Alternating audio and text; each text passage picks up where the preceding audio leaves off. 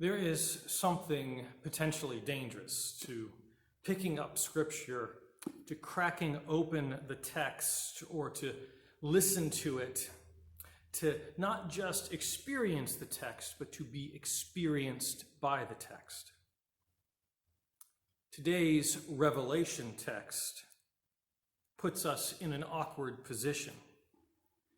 Maybe we cringed a little bit. Maybe you were moved and you went and read the rest of the 18th chapter.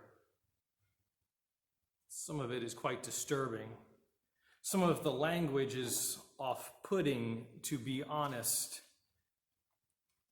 Some of it has been used to denigrate, especially women made in the image of God. Babylon has fallen. Babylon is a metaphor for Rome and the Roman Empire. In John's vision, Babylon is given some rather unkind descriptions, words that are used in ways that were meant to dehumanize. Babylon is fallen. The empire is gone.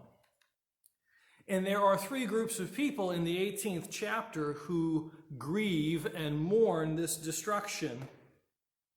John speaks of the kings, the rulers. These are those who have found themselves hitched to Babylon, Rome, their wagons. Now, they are client kings. Maybe they didn't feel like they had much of a choice. Society was pressuring them, and so they decided to roll with it, and roll with it in a way that got them wealth and power and prestige. Then there were the merchants, and then the seafarers, two groups that grew wealthy in trade, trading things that are listed here, things that are really for the upper classes of Roman society. Things that, well, are readily available to those of us with means. Things that impoverished individuals would not dream of getting their hands on in Roman times. No, the impoverished individual would be worried about what happened earlier in the book of Revelation, the description of the 4 horses and the cost of daily bread.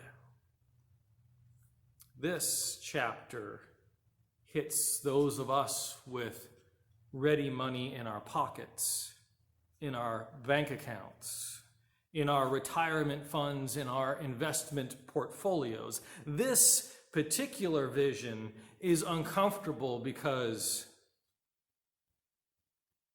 it's me. It's my wagon. And when I look at this list, I see humans. Humans are part of the property that are traded. My wagon hitched to this empire that John says Babylon is fallen. And the fruits, the sources of my wealth are gone. And I grieve, right? John is talking about a merchant class in the section that we are specifically looking at today. He is talking about those who were not necessarily coerced to become tools and instruments of the empire, not these client kings of these petty kingdoms or other groups that fell under the sphere of Roman control, Rome being the superpower of the day and place that had the Mediterranean as a private bathtub in this moment. John is speaking to those who saw an opportunity to fall in line with empire and grow wealthy, to work with the power brokers those who controlled government and military, those who had ready money at hand to invest, to work with them in empire to become powerful and influential ourselves. Roman history goes on to show how the merchants gained more and more power and prestige, influence, and how the military did as well, or at least the military leadership did.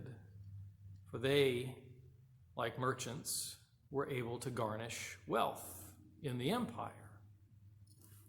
John is telling us the empire is fallen, and that these merchant class folks, those who decided to hitch their wagons to empire, are now grieving, they're now mourning. Their source of power and prestige and income is gone, and that is troubling in a very real sense, and it is also troubling in a spiritual sense. Because when they got to that place, John tells us in the vision, making a play on words no less, that the fruits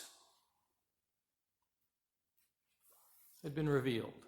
Now, we think of the fruits of one's labor, right? We put in hard work and we receive something from it. This is a modern, Euro-American Protestant work ethic sort of thing. You work and you can work your way up in the world. You put in the hard work and you'll be rewarded for it. And for people like myself, that generally has been the case.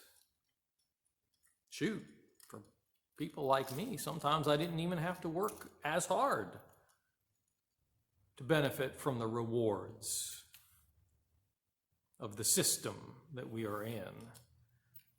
One that identifies my appearance as a benefit, my background as a privilege. John is saying in this ancient Roman setting that should be maybe tugging at our hearts a little bit today, John in the vision is saying that the merchants who hitched their wagon to the empire, the fruits, literal produce that's being traded back and forth, the wealth that comes from trading that produce back and forth, for taking on the risk and garnishing the reward, those fruits are being revealed as hollow fruits. John plays on words to say that the fruits that we should be interested in are the fruits of relationship in the realm of God. So this is heaven, right? The fruits of relating to God, of being connected to God. The book of Revelation is all about being connected to God, maintaining that connection, holding on in the times of trial and tribulation, in the upheaval, and rejecting the temptations of empire. Don't hitch your wagon to empire, because oceans rise and empires fall. Should I cite that? It's Hamilton.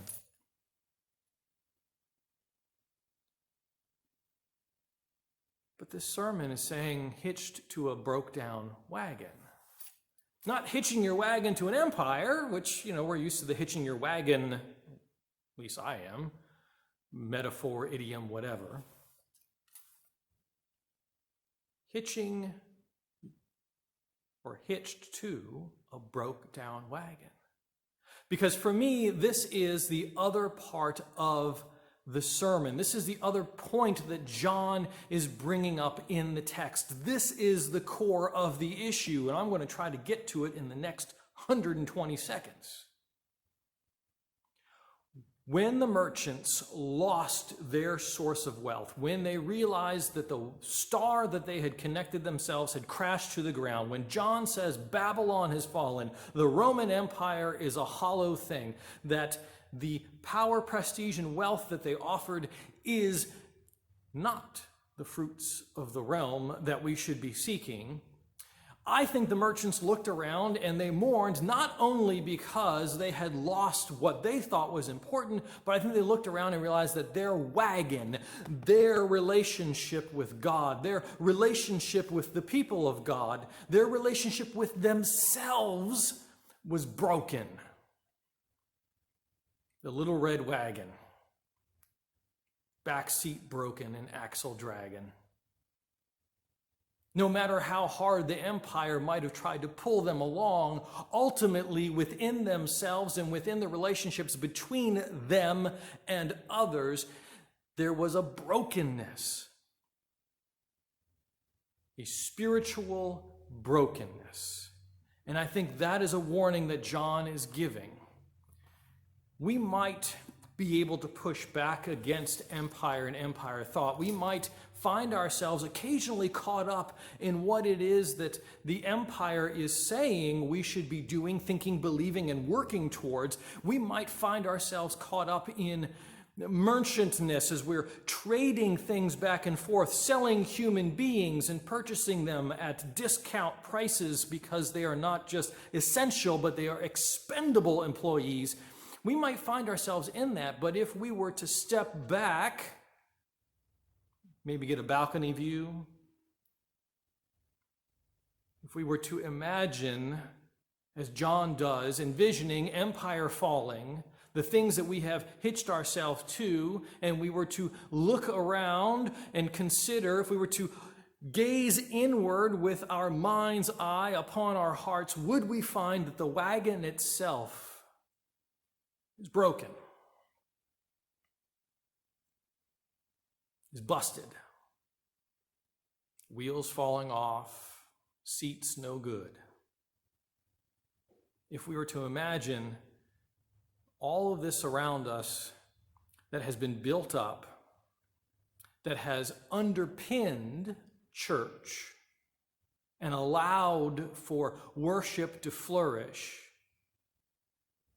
all of the good that has been offered in society and all the ways that we now rely on the goodness of society to keep the work of God afloat. If we were to step back and look at that, would we find that actually our wagons are broke down? Maybe small repairs, maybe major transformations needed. And here's the good news. It's hard to see in the revelation that John offers, but there is good news. The good news is God is still very much interested in us. God is still very much interested in those merchants that were weeping and mourning, in those seafarers that lost their jobs to the kings and the queens and the other rulers of the earth. God is still interested in those of us who benefit from privilege and those of us who have been dehumanized. God is still desiring of us. No matter how broke down our wagons may be, God will still carry, still embrace, and still love us going forward. So the call for us this week is to reflect on that, to think about what we have hitched ourselves to and what we are like, that we might embrace God, be embraced by God, and transform ourselves again in God's image, building the relationship within ourselves, within others, and with God. More than 120 seconds.